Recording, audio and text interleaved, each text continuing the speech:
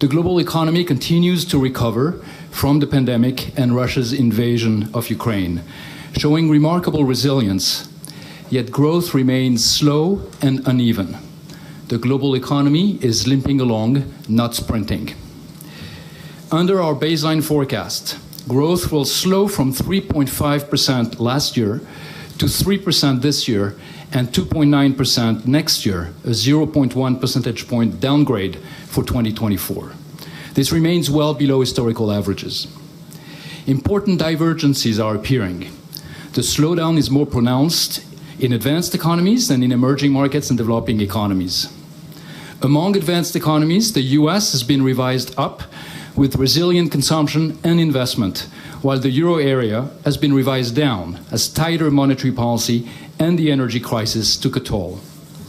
There is divergence also among emerging markets and developing economies, with China facing growing headwinds, while Brazil, India, and Russia are revised up. The news on inflation is encouraging, but we're not quite there yet. Headline inflation continues to decelerate. Core inflation, excluding food and energy prices, is also projected to decline, but more gradually. However, all in all, most countries are not expected to return to inflation target until 2025. Taken together, our projections are increasingly consistent with a soft landing scenario, bringing inflation down without a major downturn in activity. This is especially true in the US, where the unemployment rate is now expected to increase only mildly between now and 2025. Labor markets in advanced economies, while still tight, are softening without signs of a wage price spiral. Further, many countries are experiencing a sharp and welcome compression in the distribution of earnings, with wages growing faster at the bottom of the distribution. This could have to do with so-called amenity value of flexible and remote work schedules, reducing wage pressures for high earners.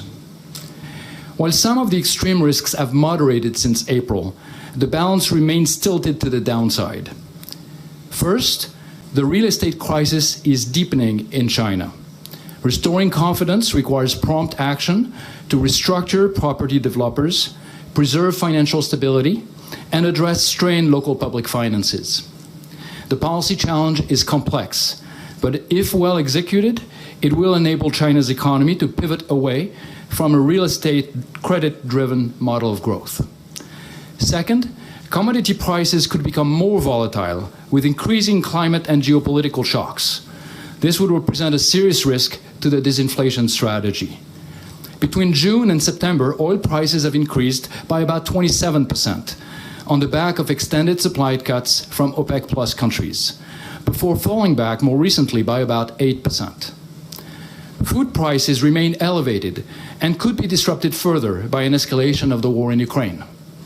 Geoeconomic fragmentation has also led to a sharp increase in the dispersion in commodity prices across regions, including critical minerals. This could pose serious macroeconomic risks going forward, including to the climate transition. Third, inflation remains uncomfortably high. Near-term inflation expectations have risen markedly above target. Bringing these expectations back down is critical to winning the battle against inflation. Fourth, fiscal buffers have eroded in many countries, with elevated debt levels, rising funding costs, slowing growth, and an increasing mismatch between the growing demands on the state and available fiscal resources. This leaves many countries more vulnerable to crisis. Finally, despite the tightening of monetary policy, financial conditions have eased in many countries. The danger here is that of a sharp repricing of risk, especially for emerging markets, that would appreciate further the US dollar, trigger capital outflows, and increase borrowing costs and debt distress. With still tight labor markets, ample excess savings in some countries, adverse oil price movements, and inflation expectations not fully normalized, central banks have more work to do to bring inflation back to target for a sustained period. They must avoid a premature easing. On the fiscal front, we must renew our focus on managing fiscal risks. Buffers need to be rebuilt, including by phasing out energy subsidies while still protecting the vulnerable. Fiscal and monetary policy pulled in the same direction last year, which helped the disinflation process. But this alignment has weakened.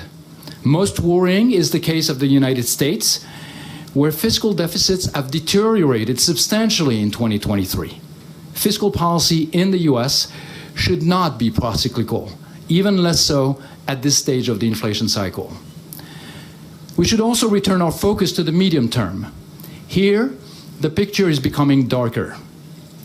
Medium-term growth prospects have weakened since the global financial crisis, especially for emerging markets and developing economies.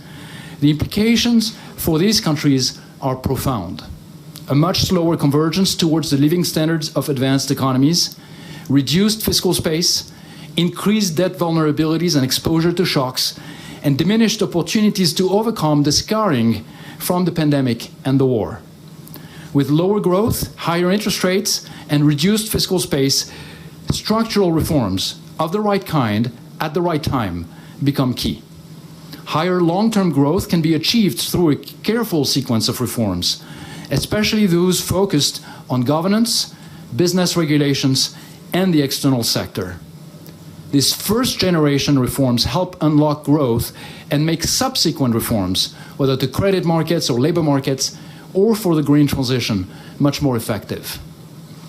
The weaker growth prospects also reflect the rising incidence of climate risk, with increased frequency of large natural disasters and rising geoeconomic fragmentation, such as the trade tensions leading to US-China decoupling.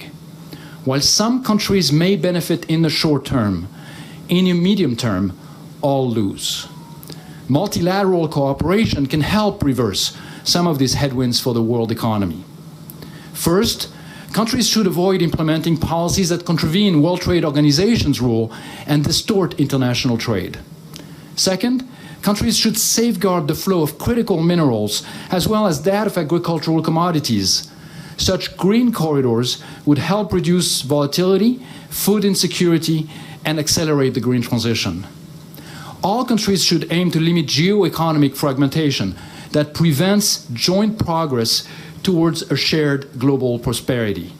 A robust global financial safety net with a well-resourced IMF at its center is essential.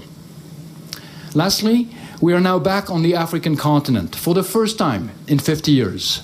A slight downward revision for the region as a whole. I mean, we're expecting growth at about 3.3% this year, and that's a 0.2 percentage point downward revision. There's a slight downward revision also for next year to about 4%. On the details and the regional characteristics, let me turn it over to my colleague Daniel here. So for Sub-Saharan Africa, we have growth bottoming out in 2023, then coming back up in 2024. Inflation is peaking, but is still in double digits for more than 40% of the economies. We see African growth at 3.34%. That's above the global average, but it's below the potential that Africa has, and that it needs to catch up more quickly towards higher income levels. The shocks hitting growth are diverse, but there are several external ones coming from the higher fuel, food, and fertilizer prices, still from the war in Ukraine, the funding squeeze, harder to get capital, and still very high spreads, therefore, for several economies, and exchange rate pressures.